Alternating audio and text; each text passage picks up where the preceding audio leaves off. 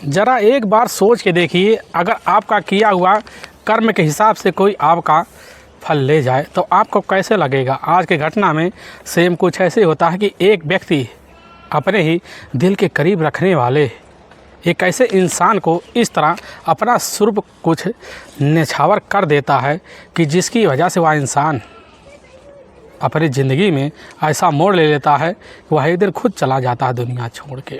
लेकिन जब लोगों के सामने सच्चाई निकल के आती है, इसे सुनने के बाद लोगों को अपने कानों पर कतई यकीन भी नहीं होता, बल्कि सोचने पर लोग विवश हो जाते हैं कि आखिर आज की घटना में क्या था। इसलिए आप आज की घटना की पूरी तह तक सच्चाई जानने के लिए इस वीडियो को आप लास्ट तक ज़रूर देखिएगा।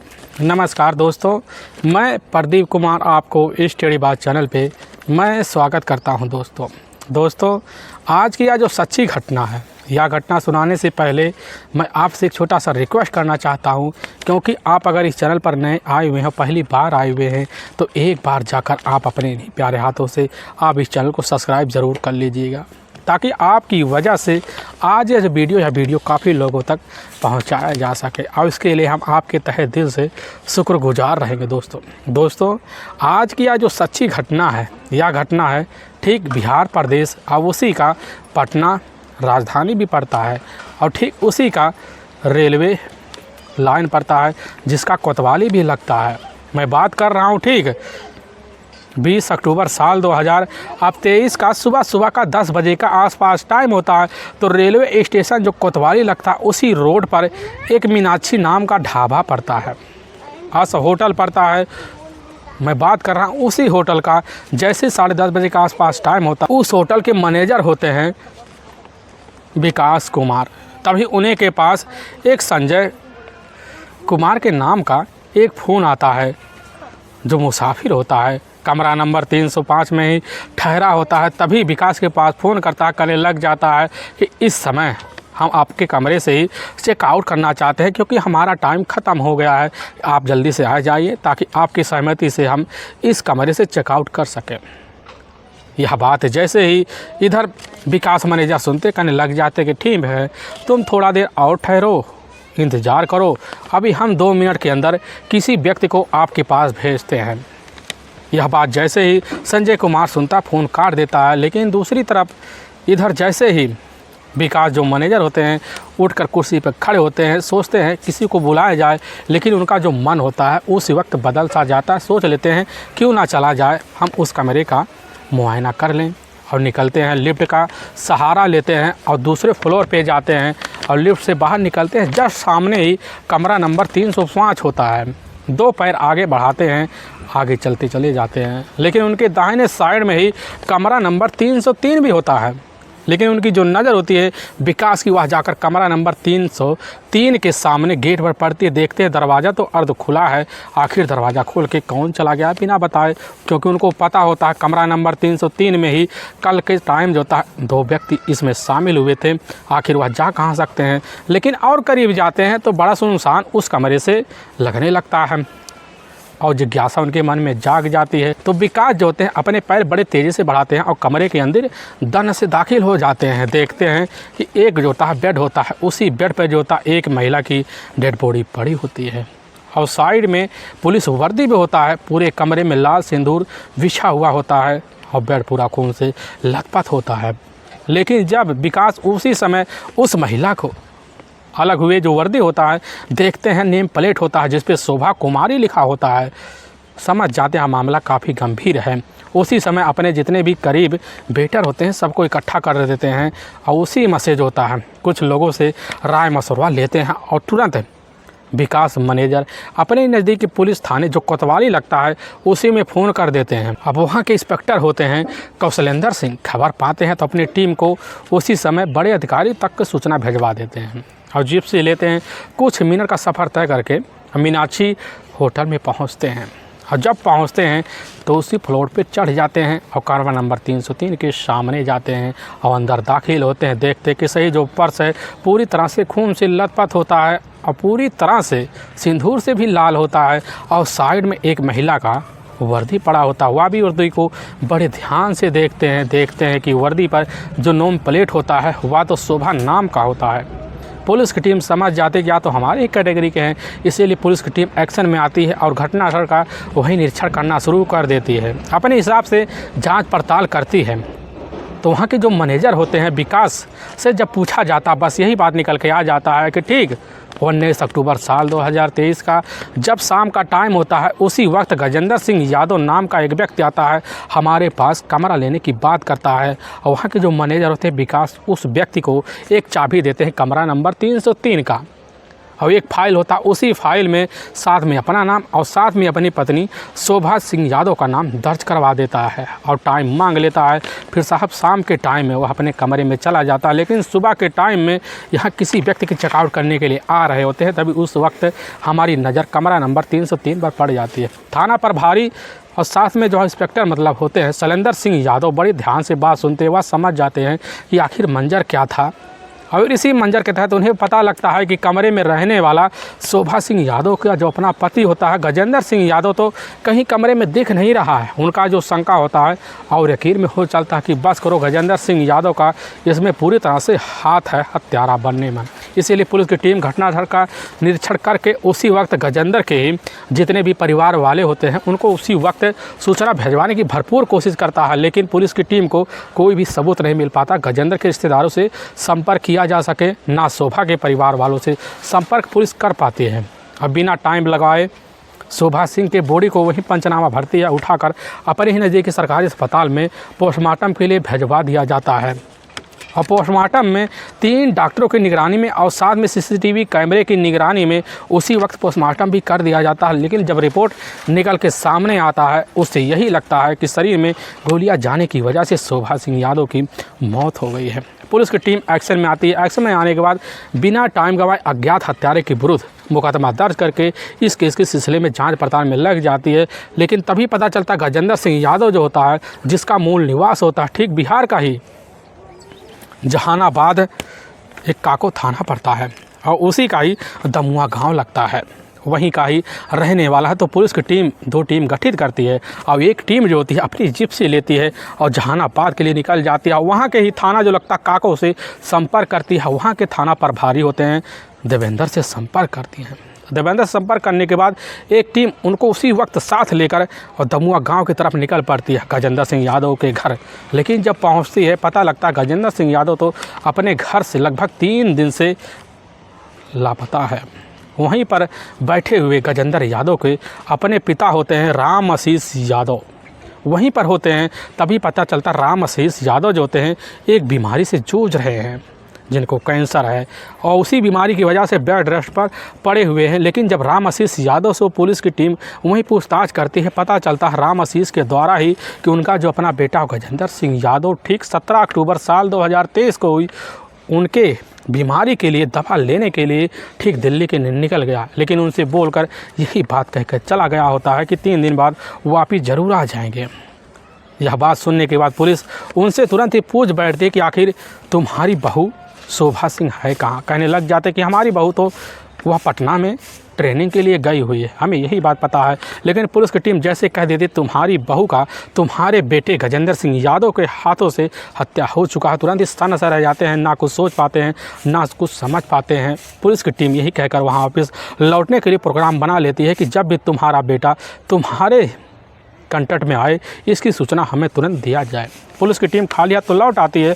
लौट आने के बाद पुलिस की टीम अपने हिसाब से जांच पड़ताल करने के लिए गजेंद्र सिंह यादव का काको पुलिस थानों को भी अलर्ट करवा देती है तलाशी करने के लिए, और साथ में अपनी टीम भी गठित कर लेती है गजेंद्र सिंह यादव की तलाशी करने के लिए। और तलाशी करने के लिए सबसे पहले गजेंद्र सिंह यादव के मोबाइल नंबर को सर्विलांस पे डाल दिया जाता है, उसी के तहत खोजबीन किया जाता है। लेकिन तब भी कोई अता पता नहीं चलता है। लेकिन ऐसे तलाशी करते करते ठीक 1 हफ्ते का वक्त बीत जाता है, और जब बीत जाता है ठीक पुलिस की जो टीम होती है 28 अक्टूबर साल 2023 को काको पुलिस थाने से संपर्क करती है, और संपर्क करने के बाद वहाँ की टीम को ले जाकर दमुआ गाँव पहुँचती, वहीं से राम आशीष को गिरफ्तार करके थाने ले आती है।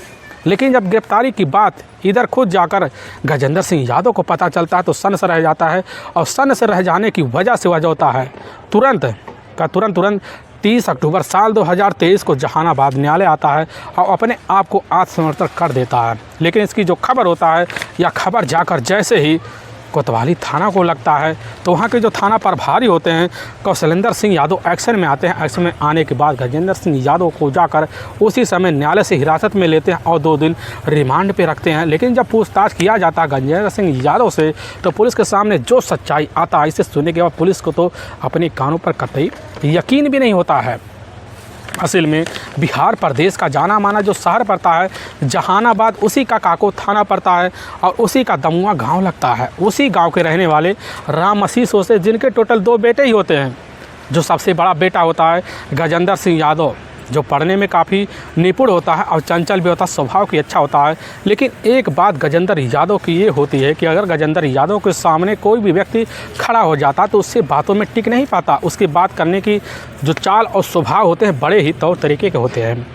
बड़े जल्दी कोई भी बात में उसके उलझ सा जाता है। गजेंद्र यादव की करीबी काफ़ी लोगों से हो जाती है। लेकिन गजेंद्र यादव पढ़ाई लिखाई कर जब समझ पाता है कि हमारी नौकरी अब लगने वाली नहीं तो हताश हो जाता है। हताश होने की वजह से साल 2018 के शुरुआत में ही अपने ही पास एक मोहल्ला पड़ता है, उसी मोहल्ले में जाकर एक नया कोचिंग संस्था अपने नाम से खुलवा लेता है। लेकिन कुछ दिन कोचिंग संस्था जो होता है गजेंद्र सिंह यादव चलाना जब शुरू कर देता, साइंस और मैथ के लिए जो था वहाँ बच्चों की भरमार लग जाती है। बच्चे भी अपने प्रोग्रेस पे चल पड़ते हैं। लेकिन तभी उसी बीच उसी कोचिंग संस्था ज्वाइन करने के लिए एक शोभा सिंह नाम की एक लड़की आती है। देखने में काफ़ी खूबसूरत होती है और चंचल, यहाँ तक पढ़ी लिखी भी होती है। लेकिन जब कोचिंग लेना शोभा सिंह शुरू कर देती है तभी उसी बीच खूबसूरती देखकर गजेंद्र सिंह यादव जो है उसका खुद दीवाना हो जाता है। लेकिन गजेंद्र सिंह की यादव की दीवानगी देखकर शोभा सिंह यादव भी दीवानी से हो जाती है। दोनों एक दूसरे को जान पहचान बनाते, करीबी बनाते हैं और दोनों एक दूसरे के बिना एक दिन भी नहीं गुजारना चाहते। मिलना जुलना व्यवहार बन जाता है। तभी एक दिन गजेंद्र यादव खुद हिम्मत जुटाता है और तभी उसी वक्त गजेंद्र की जो उम्र होती है लगभग 24 साल के आसपास होता है। तो गजेंद्र के जो होते हैं उसी समय नीयत और खोट मार लेती है। मारने की वजह से गजेंद्र अपने दिल की हिम्मत को और जगाकर एक दिन जाकर खुद शोभा सिंह के यादव अपने प्यार के सामने इजहार करवाने के लिए मजबूर कर देता है, जिसकी वजह से दोनों प्यार का इजहार करते हैं और उसी दिन से प्रेम प्रसंग चालू हो जाते हैं, घूमना फिरना चालू हो जाता है। और चलने की वजह से दोनों शादी तक का फैसला लेते हैं।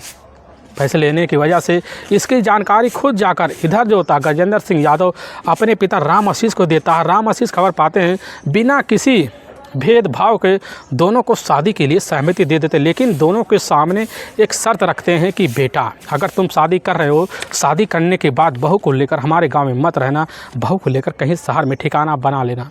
यह बात सुनता है गजेंद्र तुरंत ही तैयार हो जाता है। कारण भी होता है राम आशीष का यह बात कहने का, क्योंकि ठीक साल 2013 में एक बार गजेंद्र यादव मार्केट से लौट रहा होता, तभी उसी बीच उसका अपहरण हो जाता है। अपहरण करने वाला एक लड़की का पिता होता है और अपनी लड़की का जो शादी होता है गजेंद्र से जोर जबरदस्ती करवा देता है। और इसकी भनक राम आशीष को लगता है तो डर की वजह से सहमति दे देते हैं और अपनी बेटी की शादी जो था उस लड़की से करवा देते हैं। और लड़की वाली जो होते हैं खुखार होते हैं, कैसे न तैसे कर शादी गजेंद्र से होने के बाद अपनी लड़की को जो था गजेंद्र के घर छोड़ जाते हैं। लेकिन गजेंद्र के मन में ठेस पहुंच जाता है कि हमें इस लड़की को अपने साथ नहीं रहना चाहिए, हमें इस लड़की को अपने साथ नहीं रखना है, चाहे जो हो जाए। और उसी दिन से उस लड़की से झगड़े तकरार करता है। लेकिन झगड़े तकरार की वर्ज होता है किसी न किसी तरीके से इधर जाकर गजेंद्र और साथ में उस लड़की का तलाक तक हो जाता है। इसकी खबर राम आशीष को लगता है और इसी की वजह से राम आशीष और गजेंद्र के बीच झगड़े तकरार होते हैं। झगड़े तकरार के वक्त जो होता है बीतने लग जाता है। लेकिन इसी बीच कोचिंग सेंटर खोलकर अपनी ज़िंदगी चलाना शुरू कर देता है। लेकिन तभी मुलाकात शोभा नाम की लड़की से होता है और शादी कर अपनी ज़िंदगी जो होता है अपने गाँव से बाहर जो कोतवाली क्षेत्र लगता है उसी में जाकर एक नया कमरा लेकर बसा लेता और वहीं पर रहना शुरू कर देता है। लेकिन इसी बीच शोभा और साथ में गजेंद्र के बीच टोटल एक बेटी हो जाता है। बेटी होने की वजह से घर में खुशियों का 4 चांद लग जाता है। दादा दादी को भी अपना पोती मिल जाता है और मिलने की वजह से खुशियाँ और लहर मारना शुरू कर देते हैं। लेकिन इसी बीच गजेंद्र को भी लगने लगता है कि हमारी जो अपनी पत्नी है शोभा सिंह एक पुलिस की लायक दिख रही है। इसीलिए जैसे बिहार में पुलिस भर्ती का वैकेंसी निकलता है उसी बीच अपनी पत्नी का जो भर्ती होता है रजिस्ट्रेशन के तहत जाकर करवा देता है और काफ़ी मेहनत शोभा करती है और जाकर पुलिस के पद पर तैनात हो जाती है। तभी उसकी जो ट्रेनिंग होती है वह जाकर पटना में शुरू हो जाता है। और ट्रेनिंग के दौरान जो होता है उसी वक्त पटना में जाती है और जाने के बाद कमरा लेती है, वहीं पर रहना शुरू कर देती है। हफ्ते में, महीने में 1-2 बार अपनी बच्ची से मिलने के लिए शोभा अपने ही ससुराल ज़रूर चली जाती है। लेकिन जब कभी मन जो होता है इधर गजेंद्र का कहता है तो काम धाम छोड़कर अपनी पत्नी से मिलने के लिए खुद पटना चला जाता है।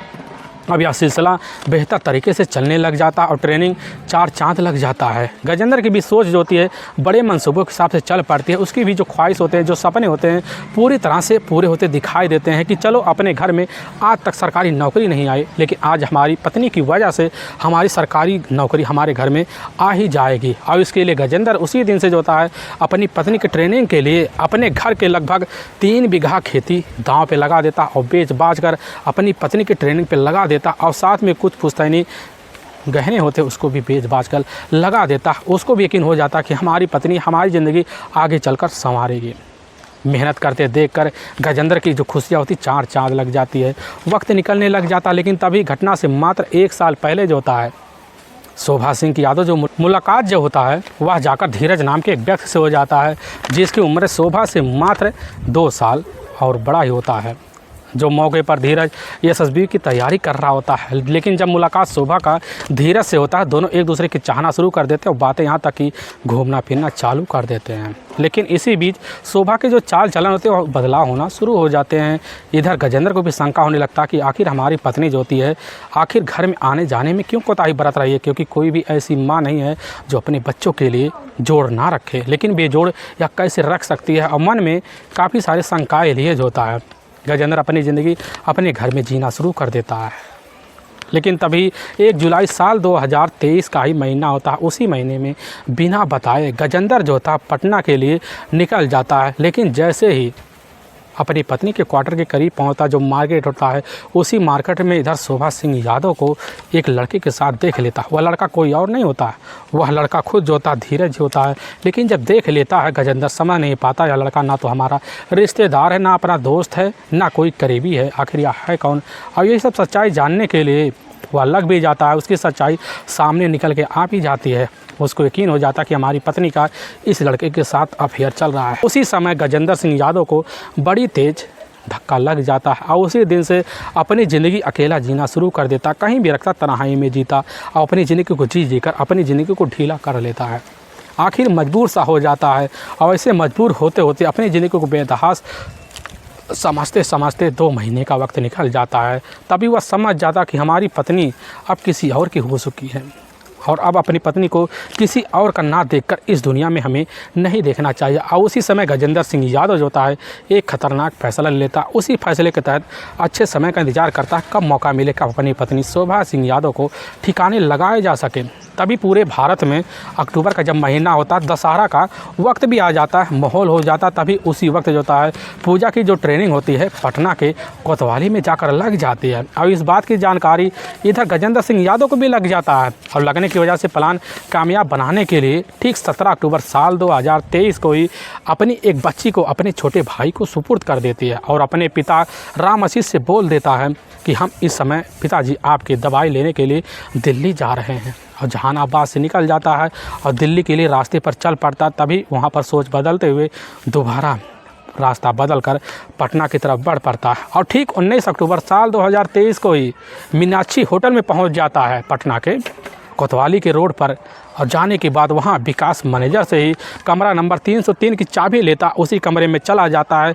पूरा दिन घूम घाम के जब कमरे पर आता रात 9 बजे तो उसी बस शोभा सिंह यादव के पास फ़ोन करता, कहने लग जाता है कि हम मीनाक्षी होटल में आए हैं, कमरा नंबर 303 में ठहरे हुए हैं, आज तुमसे कुछ इम्पोर्टेंट बात करनी है, बहुत अर्जेंट बात करनी है। लेकिन शोभा उसी वक्त कह जाती है कि हमारे पास मौका नहीं है, कल हम आ जाएंगे, तुम तसल्ली रखो। यह बात जैसे ही शोभा कहती है तुरंत ही इधर जाकर गजेंद्र सिंह यादव के मन में शंकाएँ और जन्म ले लेती हैं कि बस करो, हमारी पत्नी का अफेयर अब किसी व्यक्ति के साथ चल रहा है। तो उसी वक्त अपने ही पिट्ठू बैग जो पीठ पे होता है उसी वक्त आगे करता है, उसी में से रिवॉल्वर निकालता और लोड कर देता है। पूरी रात लेकर अपने ही पास बैठा रहता है। लेकिन सुबह का जैसे 9 बजे के आसपास टाइम होता है तो दरवाजे पर किसी की थपथपा की आवाज़ आती है। गजेंद्र समझ जाता कि हमारी पत्नी की ही आवाज़ होगी। उसी वक्त दरवाज़ा खोलता है तो अपनी पत्नी को अपने सामने पाता है, अंदर ले लेता है। लेकिन जैसे सुबह की मांग को देखता है तो मांग पूरी तरह से खाली खाली लगता है। अब उसकी जो शंका होती है यकीन बदलने की वजह से और गन्ना जाता है। अपनी पत्नी से मांग खाली करने की वजह पूछता है, लेकिन बार बार एक ही बात पर अड़ जाती है, या आखिर जो होगा अब सही होगा।